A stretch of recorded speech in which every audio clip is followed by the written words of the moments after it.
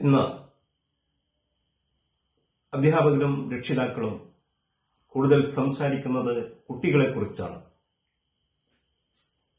കുട്ടികൾ അനുസരണശീലമില്ലാത്തവരാണ്, പറഞ്ഞാൽ കേൾക്കില്ല. എങ്ങനെയാണ് അവരെ മുന്നോട്ട് നയിക്കുക എന്ന് പറയാൻ കഴിയാത്ത ഒരു സാഹചര്യമാണ്. ലോകം മാറിക്കൊണ്ടിരിക്കുകയാണ്, എല്ലാം മാറ്റങ്ങൾക്ക് വിധേയമായിക്കൊണ്ടിരിക്കുകയാണ്. ശാസ്ത്ര സാങ്കേതിക വിദ്യകൾ, സോഷ്യൽ മീഡിയകൾ എല്ലാം ലോകത്ത് വലിയ മാറ്റങ്ങൾ ഉണ്ടാക്കുമ്പോൾ രക്ഷിതാവ് എന്ന നിലക്കും അധ്യാപകൻ എന്ന നിലക്കും നമുക്കും ചില മാറ്റങ്ങൾ വേണ്ടേ എന്ന് ചിന്തിക്കേണ്ട സമയം അതിക്രമിച്ചിട്ടുണ്ട്. കുട്ടികളെ നേർവഴിയിലേക്ക് നയിക്കാൻ ഒരു ടിപ്സാണ് റെക്കഗ്നേഷന്റെ ഇമ്പാക്ട് എന്താണെന്ന് നമുക്കൊന്ന് നോക്കാം. അമേരിക്കയിലെ ക്ലാസ് റൂമിൽ ഒരു ടീച്ചർ ഒരു ദിവസം 3 ഗോൾഡ് മെഡൽ റിബണുമായിട്ടാണ് വരുന്നത് ക്ലാസ്സിലേക്ക്. ഇൻട്രോഡക്ഷനൊക്കെ കഴിഞ്ഞ് കാര്യങ്ങളൊക്കെ സംസാരിച്ചതിന് ശേഷം ഒരു പെൺകുട്ടിയെ വിളിച്ചുകൊണ്ട് മുന്നോട്ട് വിളിച്ച് പറഞ്ഞു, മോളെ, നിന്നെ ഞാൻ ആദരിക്കുകയാണ്. കഴിഞ്ഞ ആഴ്ച സ്കൂളിലെ ചില പ്രവർത്തനങ്ങളിൽ നിന്റെ പെർഫോമൻസ് വളരെ മതിപ്പുളവാക്കി അധ്യാപകർക്കൊക്കെ. അതിന്റെ പേരിൽ നിന്നെ ഞങ്ങൾ ആദരിക്കുകയാണ്. 2 സ്വർണ്ണ മെഡൽ, ഗോൾഡ് മെഡൽ റിബൺ ആ കുട്ടിക്ക് കൊടുത്തിട്ട് പറയുകയാണ്, രണ്ടാമത്തത് നീ ഒരാളെ അംഗീകരിക്കണം, ആദരിക്കണം. ആ ആള് വേറൊരാളെയും കൂടി ആദരിക്കണമെന്നാണ് ടീച്ചർ കൊടുത്ത കാര്യം.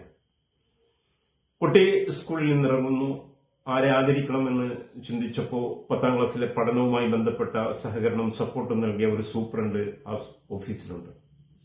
ആ കുട്ടി നേരെ ഓഫീസിലേക്ക് കയറുന്നു, സൂപ്രണ്ടിനെ കാണുന്നു, കാര്യങ്ങൾ പറയുന്നു. സൂപ്രണ്ടിനെ ഗോൾഡ് മെഡൽ നൽകി കഴുത്തിൽ അണിയിപ്പിച്ചു, ആദരിക്കുന്നു. 3ാമത്തെ റിബൺ കുട്ടി ആ സൂപ്രണ്ടിന് കൊടുത്തിട്ട് സൂപ്രണ്ടിനോട് പറയാണ്, സൂപ്രണ്ട്, നിങ്ങൾ ഒരാളെയും കൂടി ആദരിക്കണമെന്ന്. സൂപ്രണ്ട് ഓഫീസിൽ നിന്നിറങ്ങി വാഹനത്തിൽ കയറി ഡ്രൈവ് ചെയ്ത് വീട്ടിലേക്ക് പോവുകയാണ്. ആരെ ആദരിക്കണം എന്നൊരു ചിന്ത, ഒരു ചോദ്യം സൂപ്രണ്ടിന്റെ മനസ്സിൽ ഇങ്ങനെ ഉയർന്നുകൊണ്ടിരിക്കുക.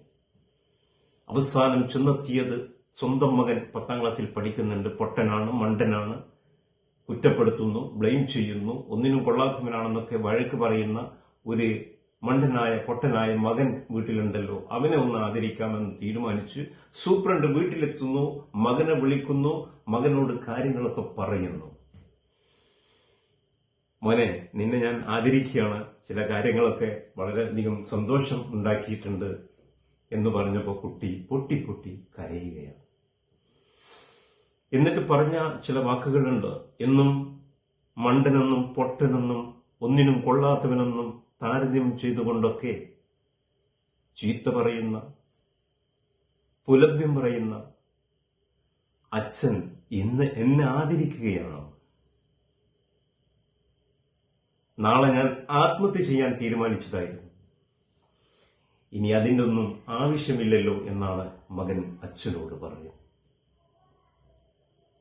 വൈകാരികമായി വലിയ ഒരു ഇമോഷൻ സ്റ്റേജിൽ എത്തിയ മകനെ പോലും ജീവിതത്തിലേക്ക് കൊണ്ടുവരാൻ ആ അച്ഛന് സാധിച്ചെങ്കിൽ രക്ഷിതാക്കൾക്കും അധ്യാപകർക്കുമൊക്കെ ചെറിയ കാര്യങ്ങൾ ചെയ്തുകൊണ്ട് വലിയ ഡിഫറൻസ് ഉണ്ടാക്കാൻ സാധിക്കും.